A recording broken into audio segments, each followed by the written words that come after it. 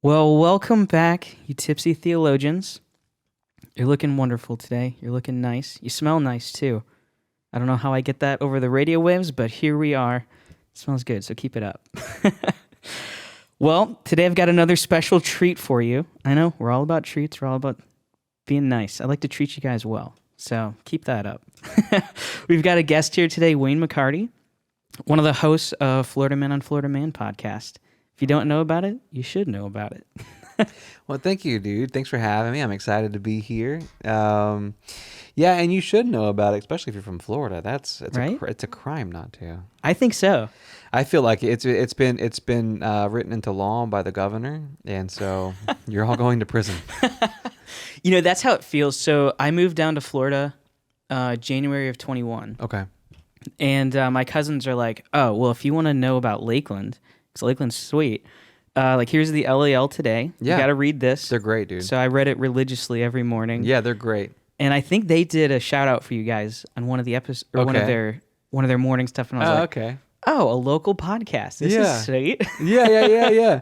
And then I started listening, and I was like, this is great. No, thank you, man. Yeah. They're wonderful people, and Riley is she's doing amazing things out there. And honestly, I would say LAL rivals like any like larger municipality media company. Yeah. I mean, they're incredible at what they do. I agree. It made it like every time I read it, I was more excited to live in Lakeland. Yes. So it's like you get to see everything that's going on, and then listening to your guys' podcast, I was thanks, I feel like I'm becoming a Florida man. Bro, it is part of the initiation process. So I think it's true. Yeah, once you migrate here, they should usher you into a room and make you listen to 10 episodes of our show. And then you will walk out doing the things that make you a Florida man or woman. It's great. End up on the news. We get more material. It's just full cycle, man. Like it's just how it works. You know, it's funny. I think about the real Florida men around here too, and I realize that it's a real thing.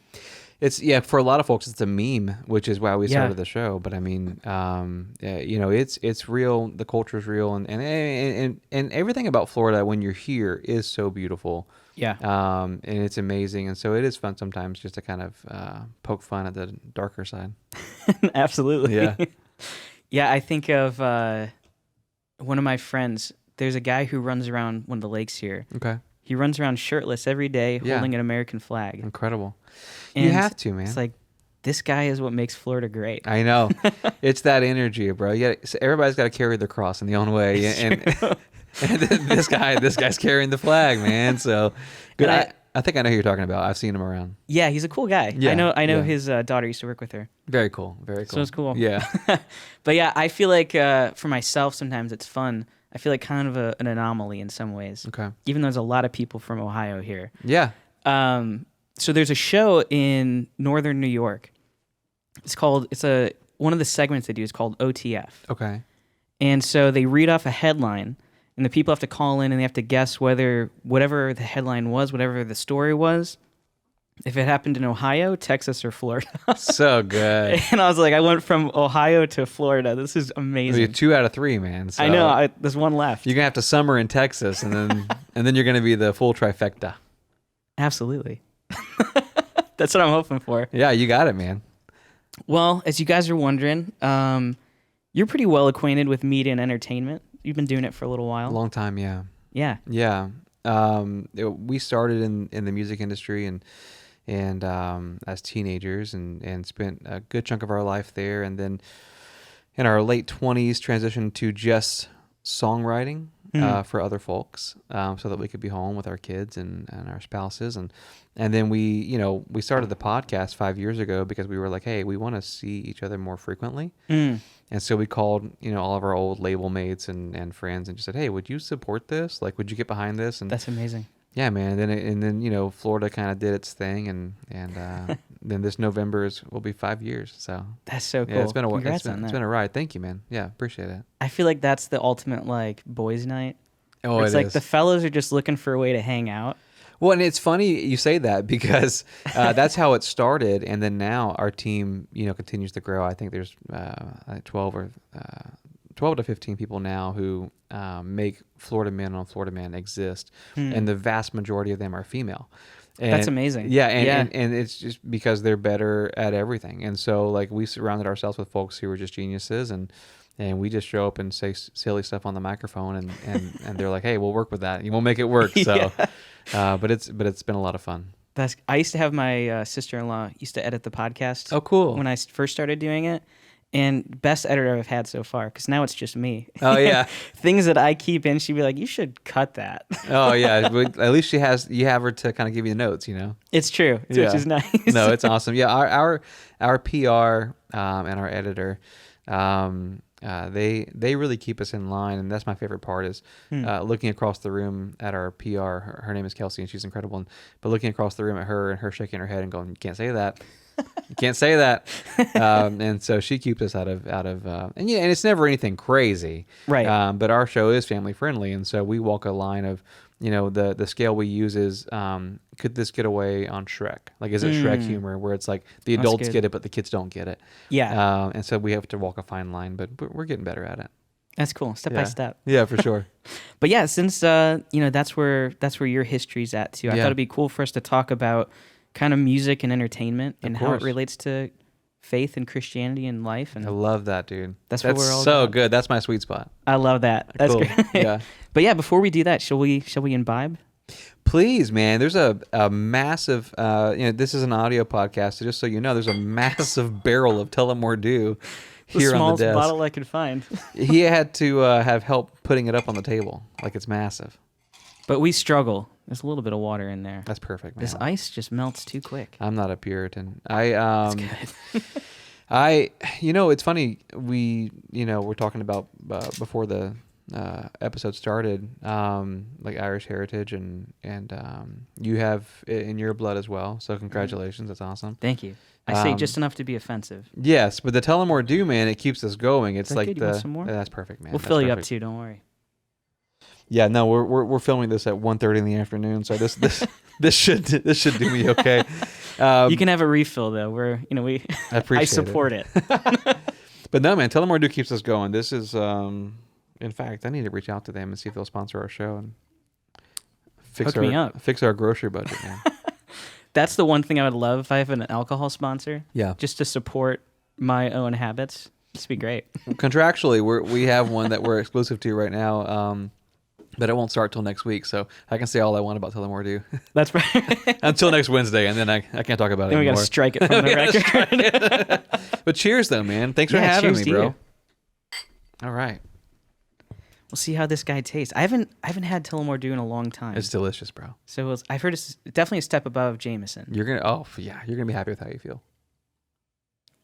I'm not like pro arresting people all the time, Nice. But if someone said Jameson was better than Tullamore, I'd have him arrested. I agree with that. On trial, but without a jury of their peers. Just me. Just more people that like Tullamore DEW. Just me saying, get him out of here. You're wrong, and I don't want to see him anymore. No, that's quite nice. It's very good. It's very smooth. It's very like toasted flavor, which I really like. I like to pretend I know. I have a palate. I like to pretend that. I think you do, man. I don't know. I know what I like, which is a very selfish way of looking at things. But that applies to food. It applies to music. Like, I know what's good for me. Right. And so I can only testify as to what I've experienced myself. So when folks ask my opinion, I'm like, hey, this is what I enjoy. Right. I don't know what goes on in your mouth or head. You know what I mean? So like, whatever's good for you, man. And I love sharing other folks' favorite things. That's awesome. And so Tullamore DEW is one of my favorites. I'm glad we're doing it together. Yeah, no, I appreciate you recommending it. Of course, yeah. Because it just gives me more reason to buy more alcohol. Yes. And I'm okay with that. Dude, you got to get a sponsor. We got to get that lined up. You got to get that going. Yeah, for if you know anyone, let me know. Yeah, 100%. Tipsy Theology Podcast at gmail.com. Yes, Let's please. go. Yeah, so when we first started the podcast, we would do 4 drinks. So we do 3 shots to start the episode. Wow. And then either beer or a cocktail. Okay. And I was like, that's a lot. Had to scale it back. Yeah, but we yeah. wanted to try to do something new every time. Right. And so I had my cupboard. I think I had hundreds of bottles at one point in my cupboard. Oh, wow. Yeah, and I was like, I got to scale this back. You are Irish, man. Yeah, right. Some friends of ours run a show called Drep and Stone, and they're a really successful podcast that just covers like whiskey and bourbon and that kind of stuff. They've delved into beer, and they're actually out, I believe, in Denver right now at this big festival and filming it. But they get the rarest of the rare on their show. That's cool. And so they're good friends to have because they know what it is. But they covered something called Jepson Malort, and it's never heard of that. from Chicago. Okay. And it's pretty unique to the Chicago area. But they filter it with wormwood. Which, to tie it into our theology podcast here, anything mentioned in the book of Revelation, there's some wormwood going. Yeah, I'm like, bro, I don't want to drink that. Like, what? Like, what is happening? That's why I feel conflicted with absinthe sometimes. Right. And any faithful listener knows that every time I have absinthe on the episode, I'm going to cry. Yeah. Because it makes me emotional. Of course. I'm that way with wine, man. It goes straight to parts of me that aren't healthy. And so I don't do wine. I know how whiskey works with me. Yeah. But dude, to each their own, man. I mean, it's good. Wine just makes me loud. Yeah. I don't realize that I'm like 3 times louder than I normally am when I have wine. I get pretty emo, man. I get That's awesome. I get when I have a glass and a half of wine, I turn into like Chris Carrabba and start singing Dashboard Confessional and like. And my wife's like, hey, like we're good. I'm like, are we good? It's 9 in the afternoon. I just love you so much. God's been so good to our family. You've been dipping in the wine again. I see. Yeah, exactly. Very King David ripping my clothes in the street, but yeah, man. That's incredible. Well, as I like to do, I like to talk a little bit about the whiskeys we have here. So some of this you may know, just being with your Irish history. Sure. So Tullamore DEW, I actually didn't know DEW is an abbreviation. I didn't notice the periods until recently. No, you're teaching me everything. I just drink that. I don't know anything about it. Yeah. I like to know because that way I can continue to front like I do it just for the art. Sure. Yeah, there you go. But yeah, so it's a brand of Irish whiskey. Okay. With a rich history dating back to 1829. It was originally distilled in the town of Tullamore. There you go. Cool.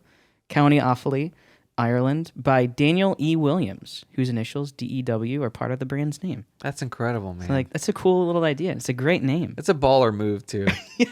Just kind Put my name on stamp your name on it and move on. This is mine. I did this. You see that? That's me. Yeah, right. That's great.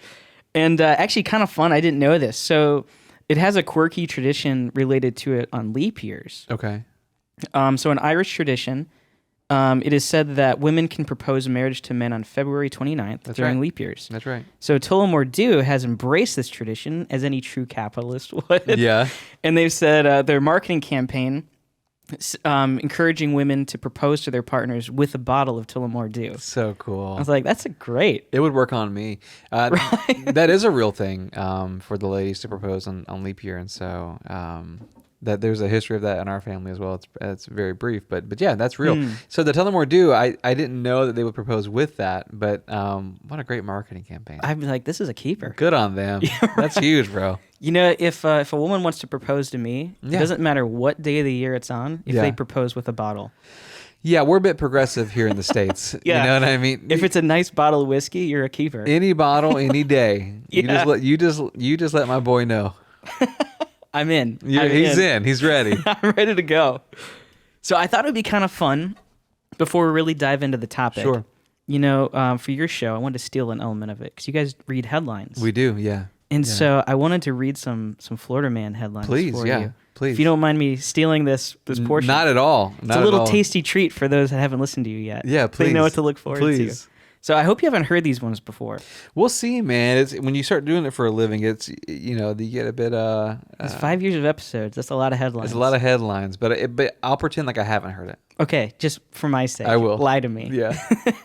So the first one, Florida man tries to kill his brother after trading his entire inheritance for some baked beans. Okay, so I haven't heard that. That's a new one for That's you. a new one. That's good. I appreciate this, actually. I feel like this is a Florida This thing, is you know? really good. So in it says initially the brother claimed that he was dying of hunger. Okay. Was he 4 years old? And yeah, He didn't get a snack? he's like a little hungry. I'm dying. He's like, I'm not using my inheritance at the time, Yeah, so I'm hungry. getting some goldfish crackers. Yeah, you know? what in the world? So then later, he had a little change of heart Yeah. when it was inheritance time, and so he decided he was going to try to kill his brother. Okay, well, I mean, that's biblical, actually. Yeah, it's to each his own, you know? Yeah, I mean, yeah, take the inheritance. What was the verdict here, though? I mean, did he actually commit the murder or no? He actually didn't. So his brother Okay. actually fled. Good. And As he should. able to get away. Yeah. So I just wanted to know if he survived before I started making jokes about it. I just wanted to make sure. everyone was safe in this whole Okay, thing. good. But Yeah, so the baked beans, though, what was the relevance there? He was a big bean lover? I don't know. They didn't say that. I think he was just really hungry, and his brother liked to make beans. Bro, it's funny you say that, and I don't know how much you reached out to my co-host about this, but he makes fun of me all the time. I love beans. Really? I'm serious, and like a cowboy, like I'll That's eat them out. I'll amazing. eat them out of a can. I really enjoy beans a lot. And then like the other day, I was eating broccoli and hummus, and he goes, "Dude, That's like, good stuff. He's like, Yeah. "How many forms of beans like can you figure out how to eat?" And I'm like, "Man, I just love it, bro. They're good for me, you know." That's how I feel about the potato. It's like Come on, it's every famine form food. I can get it into me. Yes, That's yes. good. It's famine food, man. Like, Yeah. like it's in our blood. Like I crave it, but I don't have it. Same with cabbage. That's like my Slovenian side, Oh wow. where they're just like, let's throw some cabbage in there. Yeah, yeah, It's yeah. great. Dude, and that's very Irish of you as well. I mean, yeah. True, You know, yeah. that you get it from both sides probably, but cabbage and beans, Didn't stand a chance. potatoes, man. That's just, again, That's soul food, it's right? just poverty food is all it is, dude. It's just, It's true. it's all it is, bro. We're just trying to survive. That's why we look to like France for cuisine. Yeah, Like, so all we got is potatoes. they're like, have you guys ever heard of salt? Like, Yeah, right. you- Check this have out. you tried that? That's what I do laugh about England in particular. Sure. Where they're like, let's just take over all these different countries with Yeah. all these different spices And then not use it. and not use any of them. I laugh at England for a lot of things. Don't get but- high on your own supply. I think No, that's what- right, yeah, but that's one of them, man. It's like, bro, just throw some salt on it. Yeah, right. Like, you don't have to use river water anymore. Like, We've progressed. the Germans, you won. The Germans are gone, bro. Like, I think you have the power to yeah, do use it. some salt, man. I didn't know this, but apparently their national dish is chicken tikka masala. What? Well, I mean, okay, that makes sense. They're branching out, Well, I think it makes sense considering that England is much more of a melting pot than it used to be. That is true. And Yeah. so that is good for them culturally. I don't know. I would love to know how long that's been the national dish, but it does make sense actually. Yeah. That's Yeah. good. That's good that you know that. I read that. I was like, that's hilarious. Yeah, most of my friends who are from England, their family, is from India or somewhere in Asia, and so it does make sense. But it's a bit too spicy for me. Too spicy. It's a bit too spicy for me. But people who love it, man. That's fun. Yeah, that's great. It's Yeah. good. It's a good time. Yeah. So I have one more for you. So Florida couple. It's Okay. not just one person now. There's two people involved in this. They stole some fruit from a local orchard. Okay. Naked. Okay. Well, listen, man. When date night happens, Yeah. you don't know which way it's gonna go. Date night's Trying to important. spice up your relationship. It's an important part of every relationship. You need 90 intentional minutes a week to really make your relationship thrive. And if that ends up at a fruit stand naked, I mean, gotta do what you gotta do. You gotta do what you gotta do, man. But here's the thing: we actually asked our lawyer Nathan, and this is true. We asked him a couple weeks ago: is being naked a crime if you're hot?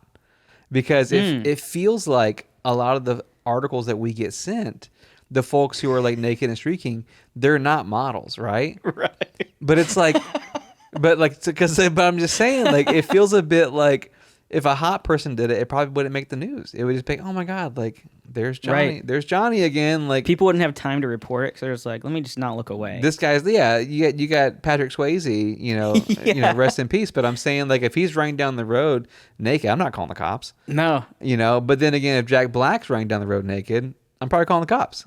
No offense to him. It's a True. funny guy, but he's not, he's not going to end up on I my wonder if calendar. it's someone that famous, you're like, let me talk to him first, get an autograph. Oh, I would 100% invite him on the show.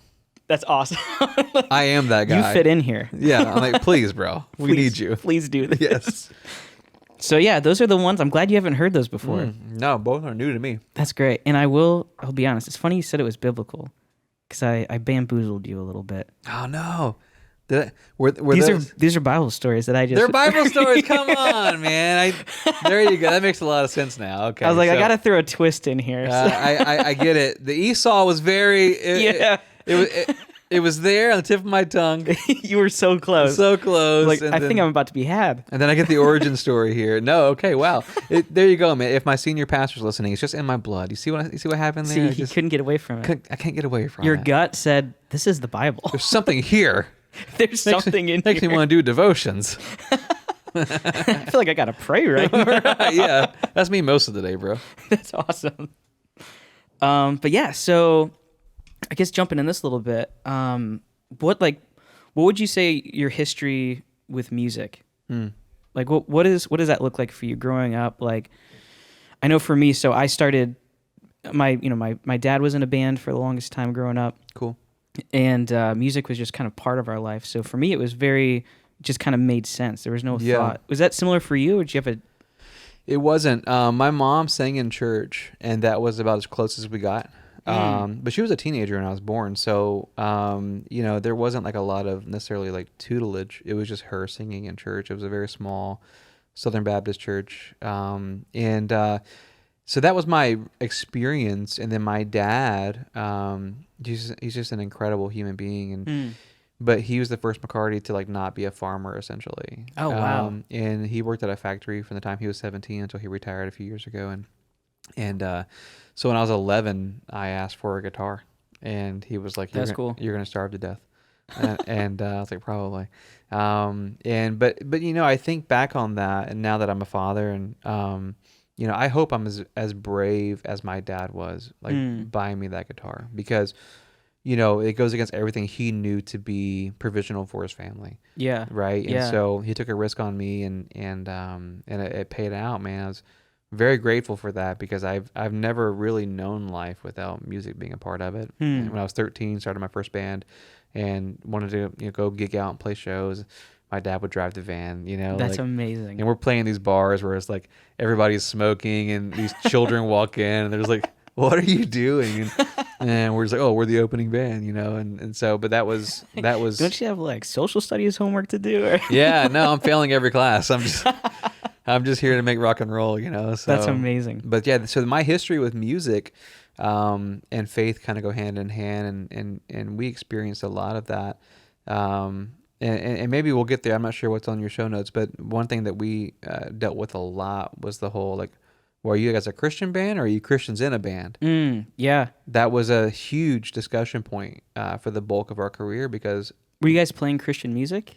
We weren't. Okay. We weren't. And so, but we were all, I would say ministry-minded guys. I mean, half of our team were also on staff at a church somewhere while we were touring at some point in time. And so we would get that question a lot. And so for me, art and music and that kind of tethered line to faith has always been a part of it. That's cool. Yeah. Yeah, and I think it just makes sense. When you look at art, it's like art often, especially I think a lot of good art, comes from a place inside of you. Of course. And if faith is that intertwined, it's like it's going to show up whether you're singing the name Jesus or not. Mm-hmm. It's going to be there. 100%. And all art is... I believe is an attempt for us to, because we're so small. Yeah. So we're just trying to leave a slightly larger thumbprint, on our existence. And so, historically the church were the, leaders in most seasons when it came to art. And somewhere along the way, I mean, we can look at it through the lens of history, but, we lost sight of that. And so, but yeah, I think art, when we create things, I think that's when we are the most like God. It's, he made us, and so now we get to create as well, which is awesome. Yeah, and it's a very unique, just like expression. Because I don't know if I've said this to you, but I've definitely talked about it. I know for me, there's a lot where with music, 'cause I was always just kind of drawn to it when I started to learn it. It's Yeah, like there's yeah. things that I don't know how to speak, Mhm. but I know how to play. Yep. No, yeah, and it'll give you a platform and an ability to say things that you don't have words for just Yeah. yet. Yeah, especially in songwriting, all of it is, I mean, all art in some way is storytelling. Mm-hmm. And so you look at people like Johnny Cash and folks who, Yeah. their songs are just very story driven. Yeah. Most of them aren't even voyeuristic or journalistic. They're just stories. Right. They're Yeah, just it's true. stories. And so He doesn't even bother singing half the time. no. But the same goes for painting. The same goes for, Hmm. it's all just story. Everything, Yeah. everything is its own creation tale. And so I think we lose that through the lens of modernity sometimes. It's like we overcomplicate things. It's like, bro, we're just a bunch of clay Right. trying to make noise and tell stories and be like the creator, and to some extent, Yeah. Yeah.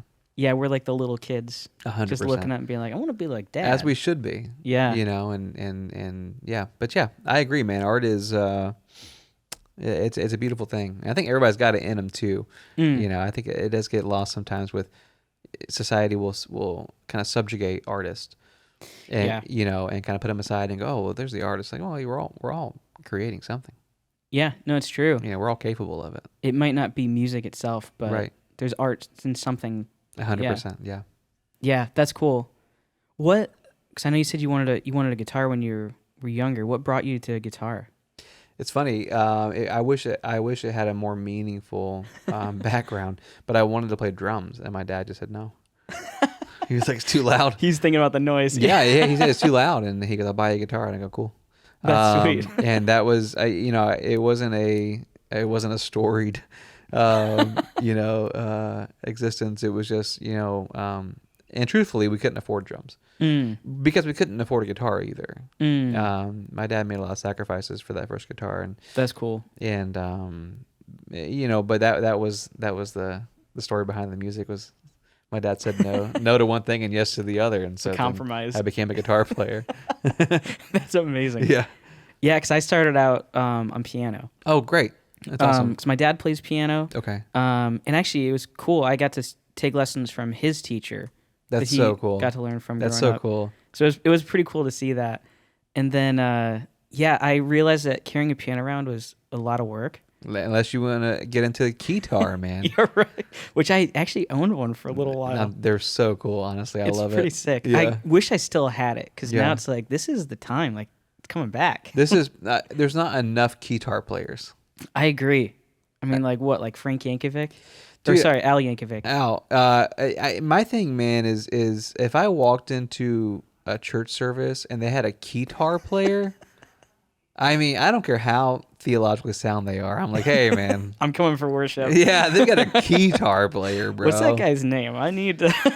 Yeah, if there's a church listening that has one, hit us up, man, because we're happy at our home, but we'll come visit. Yeah, I'll check you out on the Yeah, weekends. 100%, dude. Oh, that's amazing. So, I guess you did say a little bit about it, but with music itself, like how have you noticed that impact your faith? Because I know you said for your life, it's just so intertwined now. It is, yeah. It's just like I can't imagine it without it.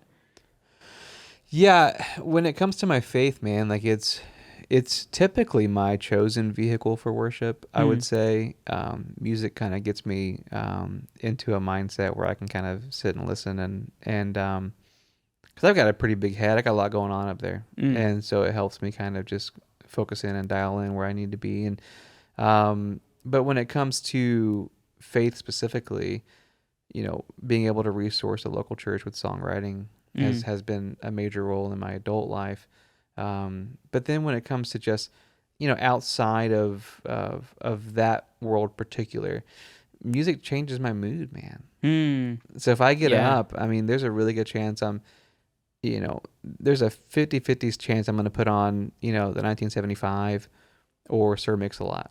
You know what I mean? Like, my wife never knows what's going to come out of the bathroom, bro. Like, That's incredible. when I get up to get ready for work and she hears, she might hear Bark Like You Want It.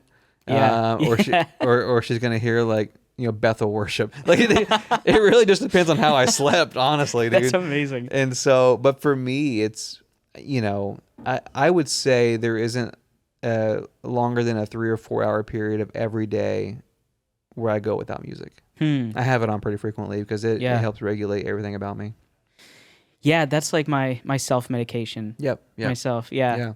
And it's funny because I'll sometimes listen to music because I want to change my mood. Like, of course. I don't feel good right now. I want to feel better. Of course, yeah. And isn't that magical, man? I mean, music has a weird way of transcending time and space and emotions. I mean, like, for example, if you dream you have $1 million and you wake up, you don't have $1 million. But if you dream of a melody, you can wake up and you can write that melody. Yeah. And that's crazy to me. True. I mean, you can go down a rabbit hole with that. Yeah. And I think a lot of that just comes from the fact that everything is spiritual and regardless of anybody's faith background or story, like there's a reason why we as humans are drawn to music.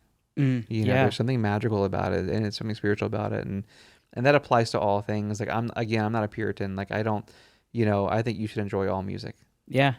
And whatever makes your soul happy, man, that's for you. That's for you to listen and indulge. So there's something in it that speaks to you in a way that other genres might not. Right. Yeah. And that's the thing, dude, is like, we had an artist on our show called Van Plating, and she's wonderful, man. And she's a storyteller. She's a folk country artist, and big in the Nashville scene, and she just tells stories, and like some of them are heartbreaking.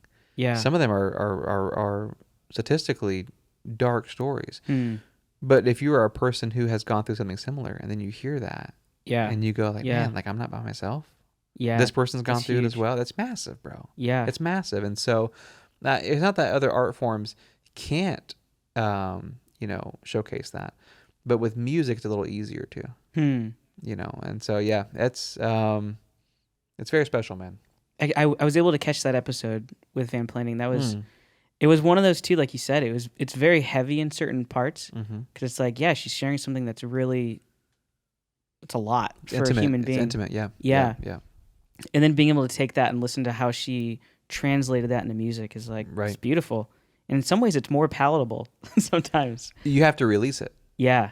And I think that is part of it. Like, even podcasting, I mean, again, it's all storytelling. Right. And so I say this frequently to creatives.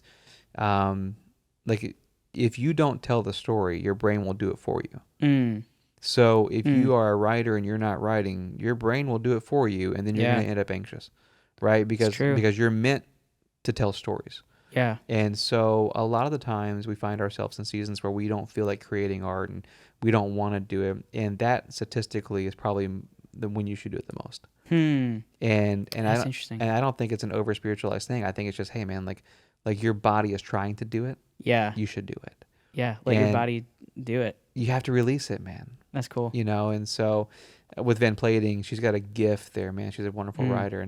And so, like you said, going back to what you said though, maybe there's some days where emotionally I can't put a Van Plating record on. Right. Right? I got to put on something that's a little more sugar pop. And then there are other days where I'm like, no, like I want to feel something. Yeah, absolutely. And that's why it's for everyone. Yeah, Sufjan Stevens is of course a favorite artist of mine, but he's one. If I listen to him too much, I get sad. It'll alter it, man. Through the Windows of Paradise. It makes me cry every time. That song makes me cry every time. Yeah. And dude, I had such a special moment with my youngest daughter. I introduced her to Dashboard Confessional. We were driving somewhere and I put on Dashboard, and it wasn't even like a heavy song. It was I think it was like Hands Down, which is a pretty funny song. Yeah. About making out. You know what I mean? Like, yeah. It's kind of poppy. And I turned around and she was just bawling. And I was like, yeah, respect, right? Yeah. Feels good, doesn't it? And so my 7-year-old's like, turn it off. What's it doing to me? But I mean, that's the power of it, bro. Like, yeah. It's like witchcraft. It's just cool, man. Feels like it. Yeah, it's true. It'll put a spell on you, man. A lot of jazz musicians believed in that kind of stuff back in the day, man. Because it makes you react in a way that on the surface there isn't an explanation for it. Right. Yeah, I know. So for myself, I should probably go to therapy for this, but We should go to therapy for everything, man. there's a lot. It's so Yeah. good for everyone. It's true. I say it's true, but I've never been to a therapist. I probably should. Yeah, I'll hook you up. Thank you. Yeah, I will. I need that because I'm not a big crier. Sure. But there are certain songs that hit me in a way that nothing else could. Phil Keaggy's one of those. Some of Okay. his songs. I Yeah. don't know if you're familiar with him. I'm not. Great guitarist. He's actually He's got 9 fingers. Oh, wow. Yeah, just incredible guitars. That's cool. Great music. Christian guy too. So that's Okay. cool. That's awesome. But the one song in particular, "Let Everything Else Go," I think it's called. Okay. Every time I listen to that one, I'm like, Get you. I hope no one's around because I'm about to weep. Bro, what? And because it'll take you back. Smells very similar, right? Yeah, Like you'll smell yeah. something, and all of a sudden your mind is taken back to the time where you experienced that. Mm. And I think I could be wrong on this, but I think smell is the strongest when it comes to triggers. But I think music, man, it has the ability. You can go back to the first time you heard the song, Right. the person you were with, Yeah. where you were at. And there are songs from my wife and I's wedding that still make me weep because it takes me back to that experience, the happiest day of my life, and That's so then cool. second happiest day of my life. Funny story. This is, and I'm gonna age ourselves a little bit here, but when my first daughter was born, the Lumineers were a big deal, like slap rock, folk yeah. stomp, and we chose that as the record to put on in the delivery room for my daughter. That's amazing. And bro, I mean, everybody was healthy, but the experience of childbirth is traumatizing and it's stressful. And so Yeah. my wife is screaming, my child's being born, and all I hear is, "Hey, how?" in the background, I'm like happy clapping. And so now whenever I hear that record, it stresses me out. I'm like, bro, like I can't do it, Lumineers. But again, it takes because it I don't think I know anyone who would put the Lumineers and childbirth together. bro, it's unique, but it will take you back, man. Yeah. Or if you hear a song in a film, Mm. that's why a good post-production producer they know how to score a film, man. Yeah. Because it will Yeah. tie you back to it the moment you hear it again. That's so and good. It's so cool, man. Yeah, I mean that's the Indiana Jones theme. 100%. You hear the first note and you're like, oh, Yeah. Oh, dude, I am a Hans Zimmer. Like, I mean, dude, like Christopher Nolan Oh, yeah. hires him for everything, right? And he has this ability to just like score films in a way that like it changes the movie. Like Absolutely. you remove him from the equation, it's not the same film. yeah, I And agree. there's something to be said about that. Yeah, I mean even was it the Amazing Spider-Man 2, Yes. known as like the worst Spider-Man. Yes, but the soundtrack, So good. bro. So one of my best friends is a guy named Chase Wagner, and he scores some projects, and he's a very gifted guy in general, but he's gifted at that. And That's I cool. think because you have to kind of watch the scene, and then you got to feel. Yeah. You got to feel like Yeah. where are we going here, and what's the story we're trying to tell, and how can I complement that? That's cool. And I think again, man, just circling back around, like music has the unique ability to do that. Yeah. And I think it's interesting how it's just a constant thing Right. where everyone is, especially people in tragedy, are creating music, Mm-hmm. and we always latch onto it. I mean, I think of during slavery, it's like there's so many beautiful songs that came Right. out of that time. Right. Horrible time, but Right. beautiful music. Right. I even think about my mom would tell this story during the Great Depression. I think it was her uncle or one of her relatives. Sure. I think it was her grandfather, actually, now that I say that. Yeah. Played violin. And so he would walk around and play fiddle. He never was really affected by it. Yeah. Because he's like, even though no one's going to the grocery store, no one's doing this and Right. that, everyone came to listen to him play. Yeah. Well, and that's a unique gifting, man. And at the end of the day, that's why it was such a universal form of entertainment, because it's free. Right. Right? Like once you acquired the instrument, you just had it. Yeah. And so it would carry you into battle. It would carry you through famine. It would carry you through loss and disease. And touching back on some of the songs that were written, these when enslaved people were trying to escape, and they were just writing songs. Right. You know what I mean? Like, Yeah. And I think a lot of that comes back to, this is all I know how to do. There's a great hymnal, How Great Thou Art. Yeah. A lot Yeah. of those songs, man, are are written through troubling times. Mm-hmm. There's another one I heard recently. It as well. Yeah. That song is essentially saying like, hey, no matter what I'm going through, like I'm good. Yeah. And that's a hard thing to sing in times of sorrow. Absolutely. But that's when music is needed most. Yeah. Right. No, I agree. You can celebrate without it, but you can't mourn without it. I think you have to have that to kind of stay sane and help you get through those grieving periods. And so, but again, it equates to beautiful music. Yeah. Yeah. It helps us take something very abstract, Right. and kind of make it tangible a little bit. Yes. It's like, Yes. I don't know what I'm feeling, Right. but this kind of helps me navigate that. Yeah. And you can almost gift it. Right. One of my favorite Yeah. things to do with my closest confidants is to send them a song. Because my hope is, and this kind of goes without being said, but my hope is that they like it. Then we shared that together. Yeah. Same with Yeah. you can do it with a meal, Right. right? But it's a similar like my wife and I have a very close friend called Nicole, and she's a great songwriter, and she and I teach a songwriting class actually every Wednesday. No way. We do this locally, and I got to get into that. yeah, man, Sweet. yeah, you got to come out. But she has a great habit of sending me a song and going like I know how you're going to feel about this. Like as an artist, she gets it, and so I'll listen to it, and it's 9 times out of 10 she's spot on. That's amazing. And so, like I was saying, it's a gift, Yeah. right? And so, like Yeah. I think you can if folks are having a bad day or having a good day or having whatever, you can curate a playlist and that's free. Right. You know what I mean? Like Yeah, it's it's just, true. It's a cool thing.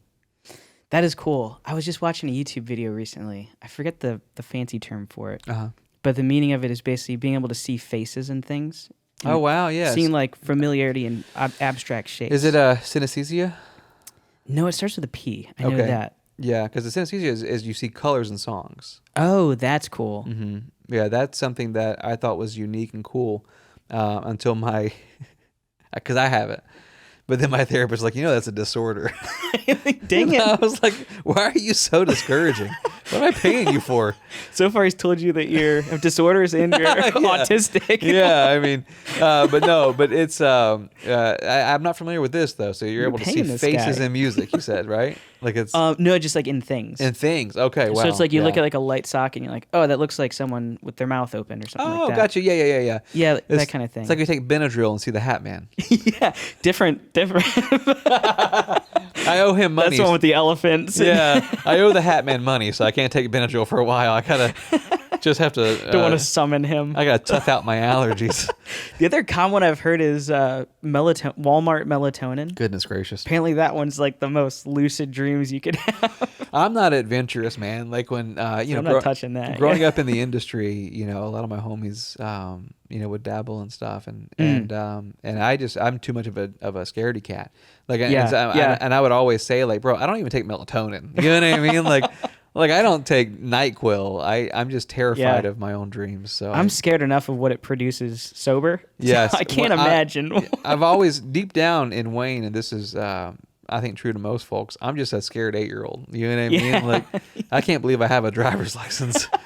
I drove here by myself today, so it still terrifies me. But to circle back around, man, to the relation of music and how it makes you feel, I do think it's so cool when someone hears a song, and sometimes you can hear a song and feel a certain way about it and not share that. Right. But if somebody else hears it in passing, it could be years down the road, and they can go, "Oh, this makes me feel X amount of way." Yeah. And it's what you've always felt. You're like Yeah. instantly bonded with that person. Yeah, absolutely. And you could pull out a bottle of wine or whatever and have a conversation for probably 45 minutes. And I just don't know outside of the arts what else is capable of doing that. Yeah. You know what I mean? Like Yeah. it's a shared it's I mean obviously shared experiences and shared trauma, yes, but I'm saying like with art it can be done so simply. It's true. You know what I mean? Yeah. Yeah.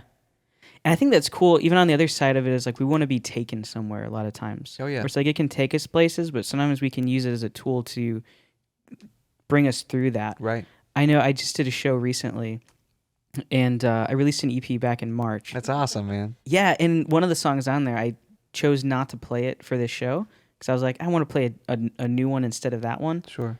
But one of the guys afterwards who was there, he's like, I was kind of upset that you didn't play that song because I wanted to hear it. Right. And here's why I wanted to hear it. So cool. And it was like because of the story that it told. He's like, I want to be brought through that story again. Yeah, wow. And I was like, well, I guess I got to play it now. Well, and as an artist, man, that's rewarding, right? Oh, absolutely. When we were on the road, The best thing I've ever heard. no, it is, man. Yeah. I mean, when we were on the road, I had this kind of a BCAD moment where I stopped telling people what songs meant because I had this song that we wrote and it was it was about it was a very trivial song about a girl that I dated. Not to say it didn't mean anything, but it didn't really mean anything. It was just a song, and Yeah. and I would tell people that from the stage. I would, I dated this girl one time, and the only good thing that came out of it was this song, and I was young. I was a teenager. But one night It didn't affect me, I promise. yeah, right. I only wrote a song about it. But this girl came up to me afterwards, and we hadn't played that song, similar to what you had said. And she goes, "Why didn't you play the song?" And I said, "Oh, it just didn't make the set list tonight." And she goes, "I just love that you guys had shared experience with like suicide and suicidal ideations, and that wasn't what the song was about." Whoa. But she went on to say like that really helped me overcome that, and No way. and then I realized the danger of me being so flippant with what these songs meant, because their folks are going to hear music and have the unique opportunity for it to speak to them in a brand new, different way. That's cool. And so from that point forward, I stopped giving that kind of bio for a song from the stage. That's cool. Because I just wanted folks to hear it and go, they spoke this to me. And same with paintings, right? You go down to the museum and see a painting. And we take our daughters down there all the time. We'll have them look at the painting. How does it make you feel? What do you think? And then read the plaque on the side. And now how do you feel about it? Because that's what art is, right? And so with music, if I'm telling you exactly what I wrote it about before you get a chance to hear it, or it can, I think, remove you from the experience. Yeah, because there's that discovery experience. Yes, like you were saying. Discover it. You discover it, and then you are grounded in that experience. You remember where you were when you heard it and what it meant to you. So cool. Yeah, it's cool. It's funny with that like how does it make you feel idea. Yeah. I used to always make fun of that especially with art. Sure. So it's like, oh, but you don't know. Yeah, right. But the more I've spent time with it, it's just, I feel like I get it now more, but I couldn't explain it. Yeah. But there's something like about that, it's like that self-discovery. Of course. And it's like really shows you a lot. Yeah. Just like, let's take the time and just stare at a painting. Like, no additional distractions. Let's just let our brain do what it does. Right. And see what happens. Yeah. And it's funny, man, because like I think the folks that I spend time with, and we're fortunate, man, we meet a lot of people, and but the folks that I spend a little extra time with who are in tune to that kind of stuff in the arts and how it makes them feel and the like, they tend to be just more emotionally healthy. Yeah. And I don't have data to back that up. I just have my personal experiences, what I can testify. Every person I've ever met on the road or on traveling or, through the podcast, and the folks who are in tune into art, they know what they like, their emotional intelligence is always higher. That's cool. They're able to carry on a deeper conversation. Yeah. They're able to, they're just nicer people most of the time, and it's fascinating how that works. But I think it's because art taps into a very part of our brain that overrides the primal. Like it overrides our desire to just eat raw meat and punch walls. You know what I mean? Like it overrides that and goes, no, it's okay to relax. Yeah. It's okay to breathe. It's okay to cry. And I think, not the stereotype, but I think for guys, for men specifically, unless you had healthy examples growing up, it takes a bit to get there. And so absolutely, music helped me with that tremendously. Yeah, it's interesting you say that. Maybe this will help back it up a little bit. Yeah. I forgot to finish with the That's my ADHD speaking. My No, you're good, self-diagnosed dude. You're good. ADHD with the seeing faces and things. They were looking at, is there a correlation between creativity, people that self-identify as being creatives, and their ability to see those faces and abstract things. Wow. And they found that there was a positive correlation there. That's cool. And the way that translates is reading other people's emotional intelligence, reading other people's facial expressions, and being. Wow. They seem to be more in tune with that than people who don't identify as creative. That's cool. And I was like, I think that speaks a lot to the music side of it too. Yep. Such a wonderful gift to have. Empathy. Yeah. Empathy. Yeah. Yeah, being able to identify with other people and Right. that. Yeah. Yeah, that's cool. No, it's huge, and we try very hard with our daughters to lead by example there of not just how you feel, but how would this make somebody else feel? Yeah. And the ability to walk into a room and be empathetic, not in a way that it controls you, but in a way that allows you to be compassionate, and to put others first, and that's a tenet that I feel like is important to have. So yeah. Yeah, absolutely. Yeah. And I think it's interesting to kind of to ask this question. So you brought it up earlier about just Christian music in general. Yeah. And it is interesting how when we look back, I'm not going super duper far back, but No, you're good. we look at like Bach, Sure. who was a loud and proud Christian. Mm-hmm. And I think he used to sign like all of his manuscripts with Sola de Gloria. Mm-hmm. I think that's what it is. Basically, glory to God. Sure.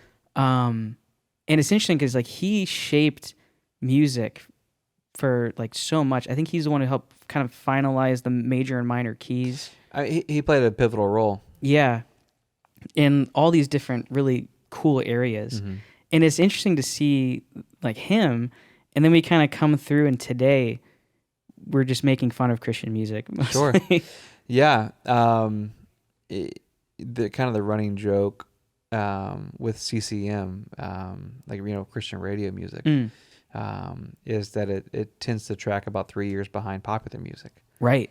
Yeah. It feels like a parody of it. A little bit. And instead of putting in the effort to not do that, a lot of folks would just say like, well, we have to be separate from that kind of stuff. And it's like, you can, you're just not working hard, man. You know what I mean? Yeah. But no, I grew up in a culture where making fun of Christian music was what people did.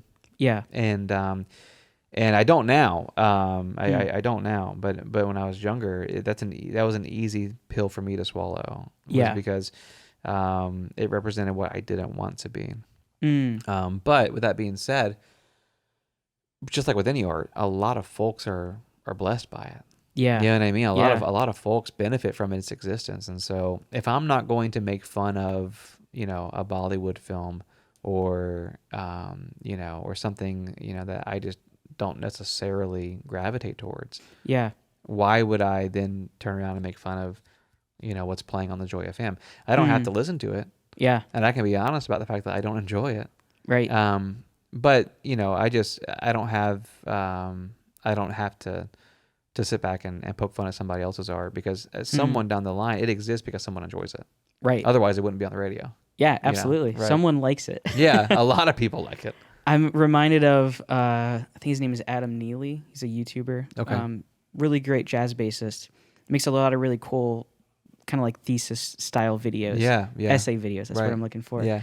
And one of them he was talking about was Christian music. He's Okay. like, we've always been taught to hate it. Right. And so he's like, I want to actually spend time listening to it. Right. He's not a Christian, but he's like, I want to spend time listening to it and see like, is it actually bad? Right. And interestingly enough, at the end of it, he's like, it's like they're doing a lot of really good things. Right. But it's like, it's a different genre. And he talked about the idea of something being musicked as a verb. Right. And he's like, when we music something, and that's a huge part of, I think, worship music and Christian music. Sure. Is it's for everyone to do together. Right. So like that's what's cool about playing at a show. Right. He's like everyone's involved in the music in their own way. It's different than when you're in your room, in your closet playing. Yep. And I think that's one thing that makes the genre of Christian music so interesting. Mm-hmm. Is like it's designed to not be played by yourself. That's a great point. And I would say there's a massive difference when you're looking at Christian music for things that are congregational and used as a vehicle for worship, and things that are Christian entertainment. And I think those, I consider those to be two separate genres. And the Christian entertainment genre is the one that I would typically make fun of, because it would feel 3 years behind popular music. It would feel dated. Yeah. The rhyming schemes would sometimes feel elementary. But then, like, again, I wake up and listen to Sir Mix-a-lot. You know what I mean? Like how unfair is that? Like, I'm like, well, the rhyming scheme in Jars of Clay is really elementary, and it's like, dude, you listen to, you know what I mean? Like, like what, bro? And so, like, and then deep down, a lot of that just came because it was an easy target. It was an easy target for me, and I think that's that way for a lot of folks. But without getting too much in the weeds, it is funny how that genre exists and folks make fun of it. But then at the same time, Nickelback's a great example of folks who are very, very successful. Yeah. Very successful. that stuff doesn't just manifest. People enjoy it. Absolutely. They're not selling out stadiums because people hate them. Yeah. They're not buying houses in Malibu because the records aren't selling. People enjoy it, dude. It's true. And what's funny is it doesn't really translate, in my experience, to any other art, right? So if someone goes, man, I really love Jackson Pollock, and no one goes, oh, you're an idiot. You know what I mean? What a loser. I would never look at a Jackson Pollock painting. So simple.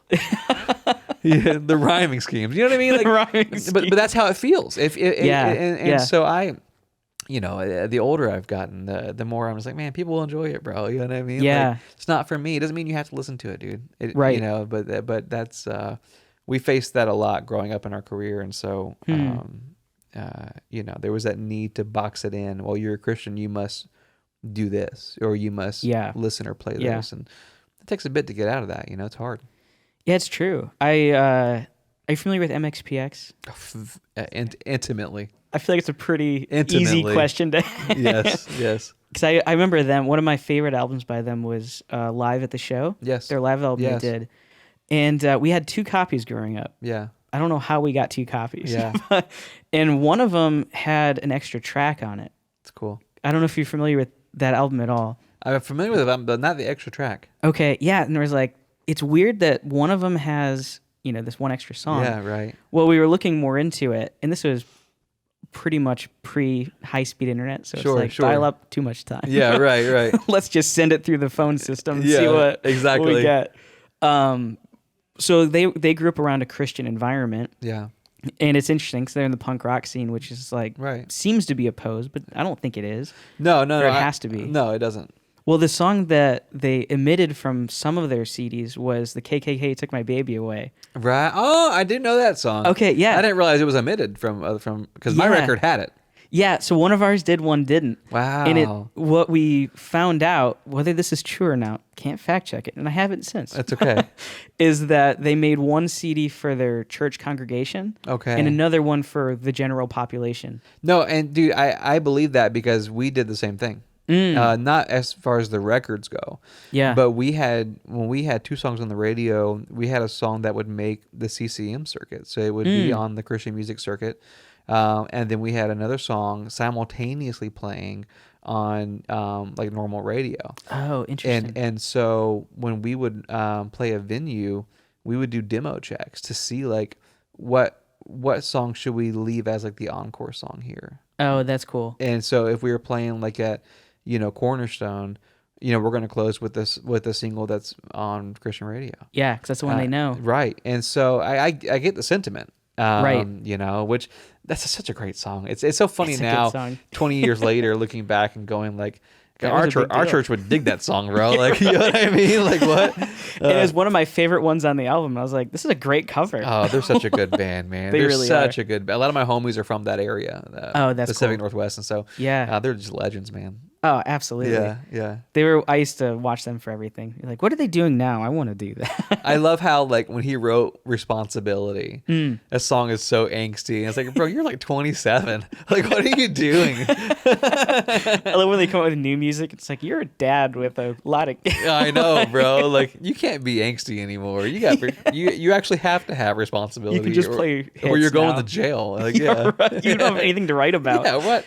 Taxes. So tax fun, evasion. dude. Right, you know? exactly. That's punk rock now, dude. Yeah, it's true. They've aged. Mm-hmm. But it is funny. I think of... I wrote this down because it's the Hank Hill quote from King of the Hill. Okay. Where he was talking to this, the super cool hip youth pastor. Yeah. And he's like, can't you tell that you're not making Christianity any better? You're just making rock and roll worse. That's such a good quote, bro. It's such a good quote. And I think a lot of that does come from, and I'm not sure like how into the weeds you wanted to get on this, but, a lot of churches over the last 30 years or so really slingshotted away from popular culture. And so you would have rock and roll light, where it was like you have artists like Carmen or artists like Cutlass, who were edgy. They were edgy, right? And they were, incredibly talented individuals, right? But they knew their market, right? And I can't, dude, I don't front them for that. I mean, right? Whatever you got to do, and I think like my wife she's a pastor's kid, my wife, and so she grew up, watching Bible Man and thinking that was cool. That's amazing. And like I'm sure it is cool. I just never saw it, yeah. And but you know what I do dig? I dig VeggieTales, bro. Like it's sentimental for me, and I absolutely. And for other folks, VeggieTales is a fever dream. You know what I mean? Like, but it's like I'm just very like when it comes to music, it's like I'm just happier if you don't like it, bro. Don't listen to it. Right. You know what I mean? Like I hear people all the time like getting really upset about Taylor Swift. I'm like, bro, don't listen.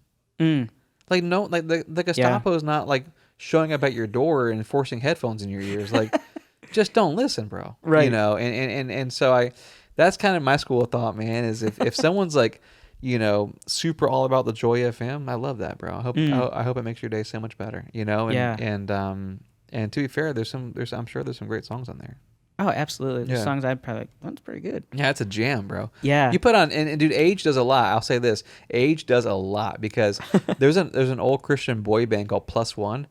And we were on vacation with our homies a couple years ago, and that song somehow came on our shuffle, and we literally vibed to it all weekend. That's amazing. It was like now that I'm thinking about it, I'm gonna listen to it on the way home. Actually, it's like so good. But you wouldn't have caught 15-year-old Wayne, listening to that back when it was actually popular, right? It's like you had to hate it then. Yeah, it takes like a grown-up experience to go, that's a good song, man. Like, good for them, dude.